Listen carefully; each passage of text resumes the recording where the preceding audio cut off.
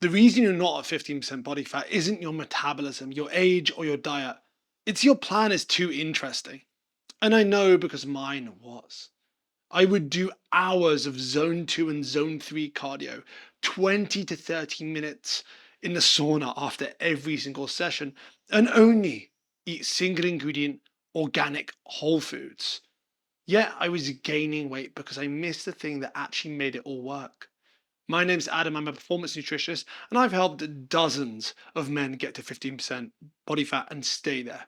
So let me show you the boring routine that will actually get you to 15% body fat and help you stay there. Okay, look, nothing matters if you don't make this shift. Of course, any form of change is hard. I don't care what some juiced up guy on YouTube tells you. Discipline, willpower, do hard things. So you have to be committed and not curious. And no, that doesn't mean all in, but it means 80 to 90% of the time you need to be dialed in and making the decisions that are in line with your goal, which is 15% body fat.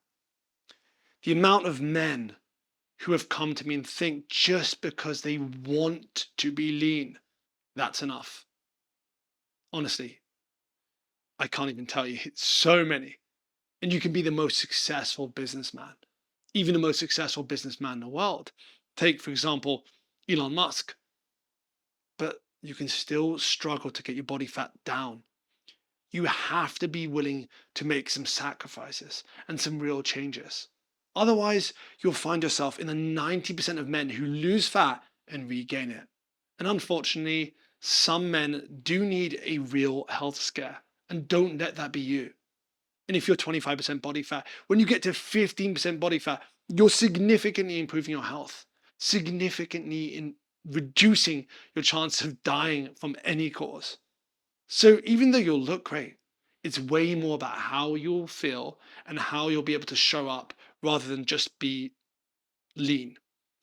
And one of my favorite questions is, what happens if you keep doing what you're doing? You just keep being curious. Think 5 to 10 years from now. Now, when I think about pretty much every man that's come to me, they've been stuck at the same body fat for at least 6 months, most of the time, years. I see the same thing, or at least a similar thing. They're training hard and they know what to do in nutrition for the most part. They are knowledgeable. That's not the problem. The problem is his week never looks the same twice. Monday is one program. The following week, he switched it and he's eating dialed in like Monday to Thursday. Then Friday happens and Sunday becomes a recovery day from the weekend. There's no doubt he's putting in the effort, just into a different place every time. And nothing is able to compound. Because that's the thing people miss about fat loss. It compounds exactly like interest does. The man who does the same decent routine for 6 months beats the man who does 6 slightly better routines once each. And not because consistency by itself is key, it's not, but because your body responds to repeated signals, not the occasional ones. And those repeated signals will be based on progress, not just doing them to do them. And the research backs this up. When you look at what actually predicts long-term fat loss success across different approaches, low carb, low fat, high protein, time restricted eating, the strategy matters far less than whether the person can actually stick to it. The people who maintain fat loss long term aren't using more sophisticated methods or any secrets. They're using simpler, more boring ones. They're eating the same foods most days. They have the same training days, give or take, and roughly the same structure, even when their motivation is on the floor. Men who stay lean have boring weeks. So now let me show you what a boring week looks like. There are 3 key pillars. The first is training, and I want to start here because training is the reason fat loss looks how you want it to look. By training, I mean strength training. I had a client called Jack. He came to me convinced the program he was doing was the problem. He'd been switching approaches for months. He was using different splits, different rep ranges, and new exercises he found on the internet.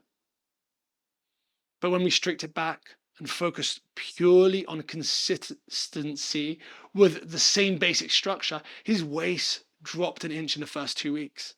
And he messaged me surprised, telling me he didn't feel like we changed that much. And that was exactly the point. We hadn't changed much of the training. We just directed it in a way that was structured and easy to make progress. And when you make progress, you feel good about the whole process. And yes, of course, diet alone will make you smaller, but strength training is what makes you look better as you get smaller. And the specific job training does during a cut is to preserve the muscle you have. And in a lot of cases, it will help you build muscle without, at the very least, protecting muscle. Roughly a quarter of the weight you lose will come from lean tissue and not fat. You don't want that. Then you end up at the end of a diet looking deflated rather than lean. And I'm yet to find a paper or a working coach that doesn't support this. If you have a well structured resistance training program, during a deficit, you can preserve close to 100% of the muscle mass you'd otherwise lose. But here's where most men go wrong with training during fat loss.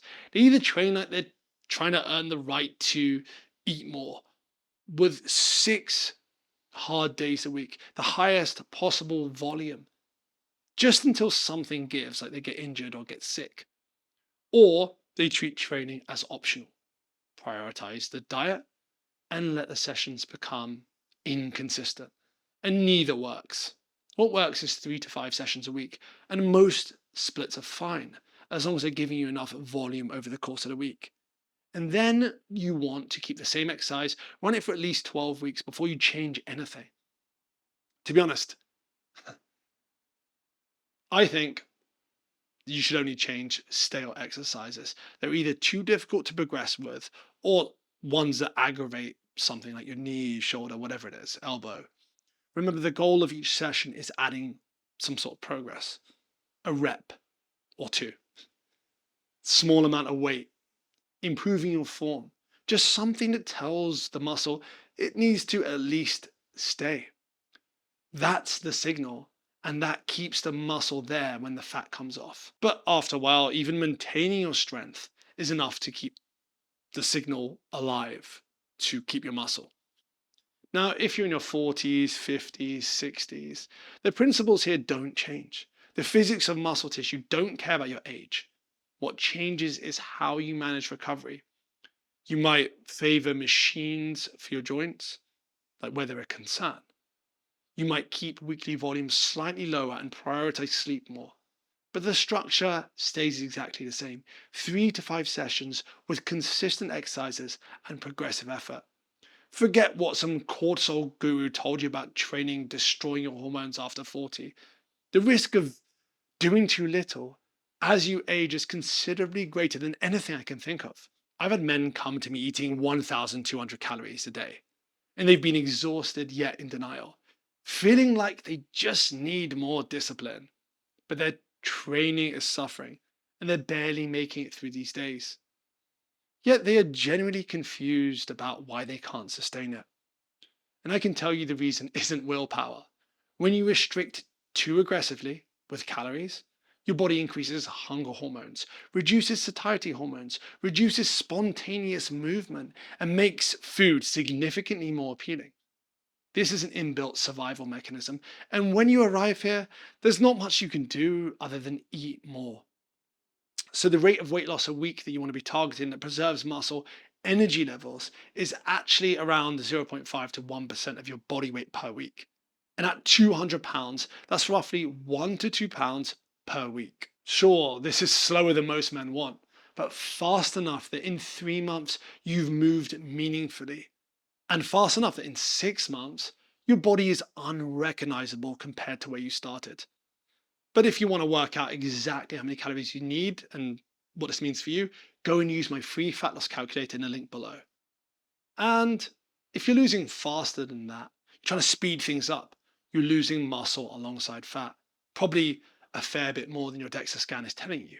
So stay in that range and you're losing almost fat exclusively. But here's the piece of the deficit that most men ignore. And this is something I'll never shut up about. Consistency across the week beats intensity across 5 days. There's solid research showing that people who maintain the same eating pattern across the whole week, weekdays, and weekends are significantly more successful in the long term when it comes to fat loss than people who are strict Monday to Friday and unstructured during the weekend. And one study tracking this found that consistent dieters were 1.5 times more likely to hold their results a year later. The weekend isn't a break from the plan, it's part of the plan. And sure, you can be flexible, a meal out, a couple of drinks, but you need at least a rough framework you're operating with every single day, not just the ones that are easy. Several years ago, I went all in on IFYM, if it fits your macros. This gives you total flexibility and it's quick. You just hit your numbers and the rest doesn't matter. So it takes the thinking away. You can, well, most of it.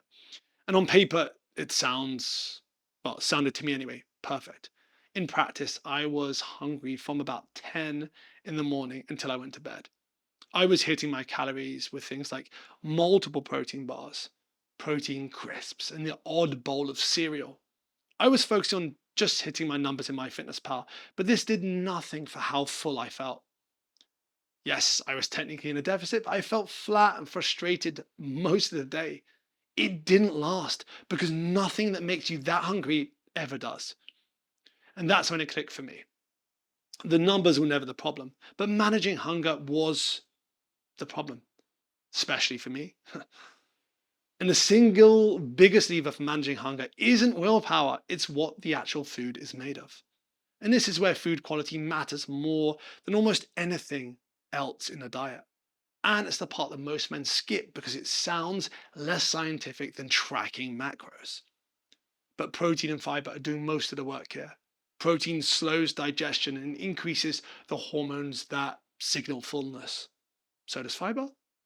And it adds volume without adding many calories. So your stomach is full rather than just calorie satisfied on paper. So when you put protein and fiber in the same meal, you get a combined effect that's way stronger than either one alone. There's research showing that a high protein, high fiber meal reduces hunger and a desire to eat significantly more than a meal matched for calories but lower in both. And people eating mostly whole, minimal processed foods lose more weight than people eating the same calories from ultra processed food, even when both diets are built around the same official guidelines. Now you have the same numbers on paper, but a different result because one version keeps you full and the other just doesn't. So the rule is simple. Every meal gets a lean protein source and something with fiber in it. Chicken and potatoes, oats with berries and yogurt, eggs and beans, mince and beans and greens, fish and sweet potatoes with a big side of vegetables. Sure, this doesn't sound like some extreme diet because none of this requires a different food philosophy or a specific label or name.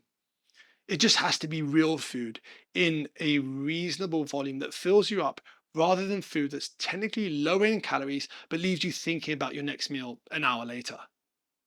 And it needs to taste good enough that you'll actually eat it, but not too good that you can't help but have two more servings. This isn't about white fish and broccoli for 12 weeks.